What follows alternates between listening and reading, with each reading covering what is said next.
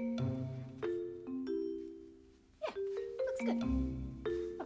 Hi guys, welcome back to the Digital Fireplace. I am your host Rebecca, and today we're going to be taking all of our findings from the previous videos and joining them together to answer the question, how can the practice of vlogging contribute to an understanding of the presentation of self in contemporary oral history making? We've learned so far that oral history is about capturing an individual's life through the eyewitness to it themselves. And we've also learned that the very thing that vloggers do, discussing their everyday life experience and putting it into a narrative stage of YouTube, is exactly kind of the things that oral historians are interested in capturing. As an example, let's consider this. If an oral historian were to ask me about my experience as being a close-knit family with 5 siblings and being the middle child, I could not only explain what it was like to live in those situations and recount my experiences, I could actually show them.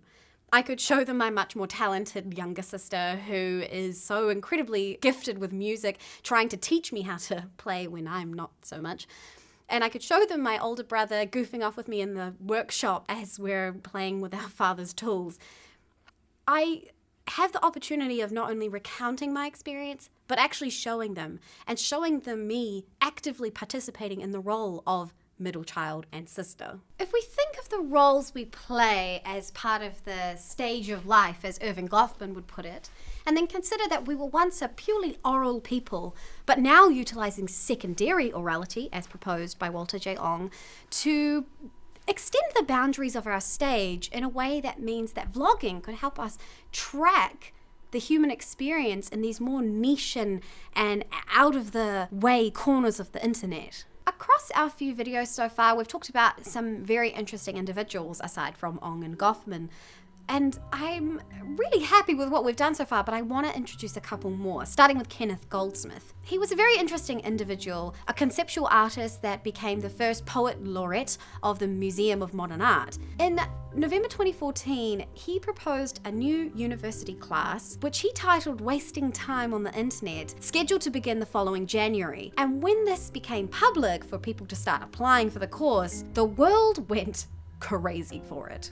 After whittling down an incredible amount of applicants, all very excited in the idea of, wasting time on the internet as a class where you learn things, he narrowed his class size down to 15 different people. And they all began to waste time on the internet together in the class environment. They would scroll through their news feeds for a while and just be online experiencing it. He published his findings in a very interesting book under the same name as the class itself, and he makes some interesting claims to the physicality of our existence in this new age. In the modern world, we can and often do exist in 2 places simultaneously, the physical world and the digital world. This for me is a great representation of vloggers who play out their lives online and offline. Even in the moments that they aren't filming, they are most always in arm's reach of their camera or a device that could connect them to their channel and the online world. Goldsmith, it feels to me, strives to help us understand that we live in a digital age and that our thinking, creativity, and tools should not only reflect that,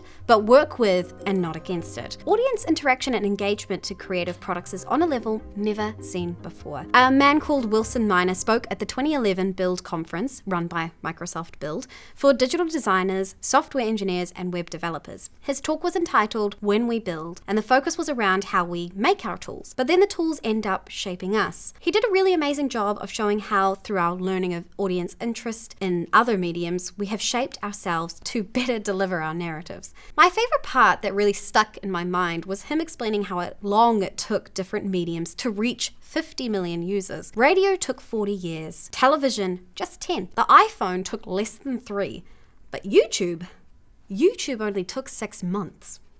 For Goldsmith and Miner, the internet is a tool to be used by the participants and creators on it, but in some ways, the internet can use us. Now, this is kind of a scary thought, that of the internet using and shaping us, but we can't really deny that it's happened. I'm hyper aware of this for myself, seeing as a lot of my friends are from an online Dungeons & Dragons server where we play together. This group of people has also been some of my greatest supporters when it came to this content and posting it online, coming and commenting on my videos every time. And, shout out to you lot. The internet was both allowing me to create my master's material and the vlogs therein, but it was also using me to feed the machine, to create more media, to bring in more users, such as my friends who are watching my content now. Audience is a large factor in all of this. Even as a researcher in the field of vlogging, I will watch and consume others' media. Brian Alexander, a senior scholar of Georgetown University, wrote an interesting book called The New Digital Storytelling. He was focusing on his interest in the development of narrative in a digital world. One of my favorite quotes from the book occurs when he discusses the act of posting diary-like writings in a blog, which, as we now know, is the mother of vlogging. It's blurring the boundary between fiction and non-fiction parallels, its storytelling stance straddling content authorship and audience co-creation. Storytelling, whether for the real or the unreal, is kind of forever changed. There is no safety for me in posting my content online anymore because the audience holds so much power. They can take what I've made, manipulate it, edit it, and change it into a completely different story. Alexander describes the actual storytelling practice as porous, meaning it's not always easy to define narrative, as there's so many different parts that can affect it. For example, in a simple vlog video that I post on the internet, there's the aspect of film, edit, adding text, the description itself, and then there's the factor of the audience who can comment and say, I liked this, or I didn't like that, or have more of this please, or have less of that please. If we think back to our video on the vlogging practice, where I discussed the history of vlogging itself and how we started from a reflective state of sitting in the bedroom talking about a day to more of an active, reactive state of showing you the day, the audience has also in that time become equally as reactive. All this conversation around storytelling and audience control is to show you that vloggers have the ability to create narrative, but also to stretch beyond themselves. This is an era like no other, where I, as a small town New Zealand girl with too many pets and an affinity for dice collecting, can at least show and connect with people in a completely different way than I have before. I can use my academic interests and the field itself to expand and find people with like-minded interests through my audience. Benedict Anderson, a well-known philosopher and political theorist, was interested in the feeling one has when considering one's country or nation. He wrote a book about it called Imagined Communities, and I feel like some of his thinking really does apply to the field of the digital savvy audience. For Anderson, a community or nation is imagined because the members of even the smallest nation will never know most of their fellow members, meet them, or even hear of them. Yet in the minds of each lives the image of their communion.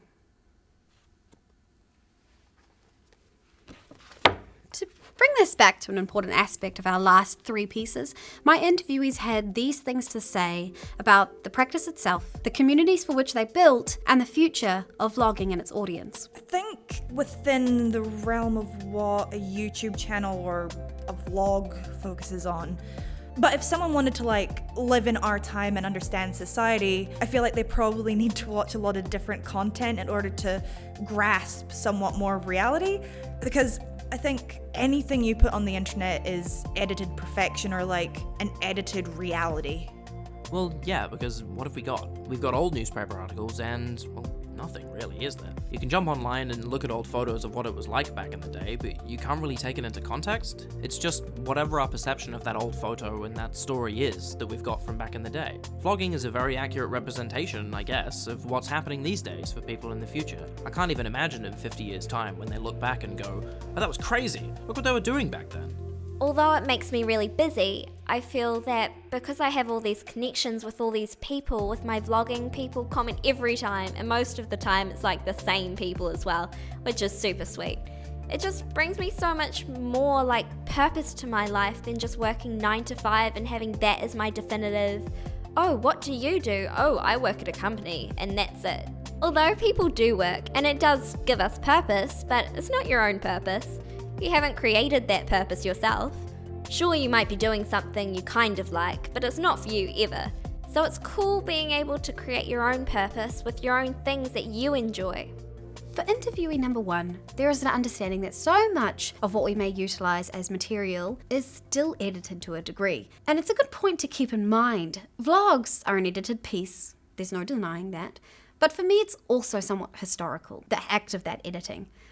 Because our videos that we edited in 2005 when YouTube was still in its early days is going to be different to the kind of editing that we do now. For interviewee 2, he believes that vlogs, even highly edited ones, will still contain context unseen in other kinds of historical documents, such as images or diaries from the past. And for interviewee 3, it not only recounts some of her history, but it adds a purpose outside of her daily life and routine. For her, recording her history gives her more reason to enjoy it.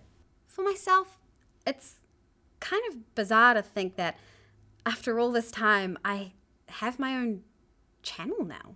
I have my own channel. I've made all of these different kinds of vlog videos, and now I've made all these academic pieces too. And it's great. Throughout this whole journey, I have acknowledged a couple times that I'm not the best cinematographer. You know, I learnt what happens behind the camera, all the paperwork of it. But it gave me an opportunity to play. I'm also a bit of a mix between a researcher and a creative, I found. I like to sit and read and watch all these things and learn about this weird and crazy, wonderful stuff. But every now and then I have to just move and I have to try doing it. Which is why I now think after all this time, I'm gonna keep doing this vlogging business. And I would kind of encourage you to try it out too. Not to try and get famous or to boast about whatever's going on in your life or anything like that. It's just for the simple act of finding enjoyment in your own personal history. To ice the cake of my work here, I want to finish with this contrast between two elements. The website US History Scene discusses what they define as oral history in their sub-page topic called The Practice and Application of Oral History. The other element is the 4 core pillars of YouTube, which according to Susan Wojcicki, the CEO of YouTube since 2014, is part of the mission of the YouTube platform as a service. Here is what I found when you place these two ideas side by side. In the 4 core pillars of YouTube, we have the freedom of opportunity, the freedom of speech, the freedom of information, and the freedom to belong. In the category of oral history, we have a multidisciplinary field, a historical record through spoken word, the contextualization of an individual within history, and an exchange of perspectives. The first compares the idea of the multidisciplinary field with the freedom of opportunity. Oral history can work across a range of different research projects and methodologies, and YouTube offers an opportunity to apply it to a different landscape. The second compares historical record through the spoken word with the freedom of speech. Any person, whether wealthy or poor, sick or healthy, and no matter the country, should feel that their personal narrative is valuable and worth recording, for understanding the many will allow us to help the all in the future. The third considers the contextualization of the individual within history with the idea of the freedom of information. We should all feel like we have access to the material that helps us understand how people have existed in any point in history. Our fourth and last point is the exchange of perspectives with the freedom to belong. By recording our oral histories, we can show others our similarities and differences, also allowing others to see the humanity in everyone. I believe in the power of oral history. I believe in the potential of vlogging. And I believe that these two elements, presented through the role of vlogging, could create valuable material for us to analyze and give an opportunity to better understand the lives of the many as well as the few. These aspects seem to truly complement each other. But now it's up to the creators to look closer at their practice and decide whether they want to develop or shape the tool of vlogging to a new purpose. This is our imagined community. This is our history. And this is our fireplace to tell our stories at. I want to thank you all so much for watching. It's been a pleasure having all these little 8-bit embers along to enjoy the fire with me. And guess I'll see you next time.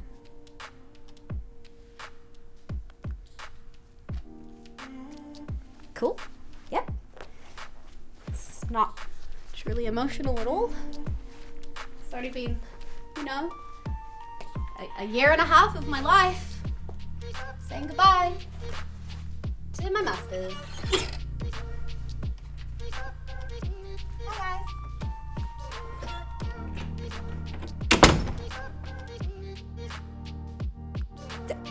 that's it. I'm done now. What the heck? That's all 4 episodes. I guess, thank you. Please keep liking, commenting, subscribing if you haven't already. You know, I hope I've done enough work. I hope the examiners like this. I really want to take a second though. I want to say thank you to some people. I want to say thank you to my friends who came in and helped me film all of this. They're standing behind the cameras right now smiling because they didn't know I'd say thank you. And I want to say thank you to my brother and my partner who both came in and did unit runs to feed us. And I want to say thank you to myself for providing all of the props because this is all my weird shit from home. I probably shouldn't swear, but this is my last video and I'm excited. And, you know, thank you all for coming on this journey with me. Hopefully I'll do more in the future. Bye. I'm leaving that in. I'm leaving it in. Yeah. Cut.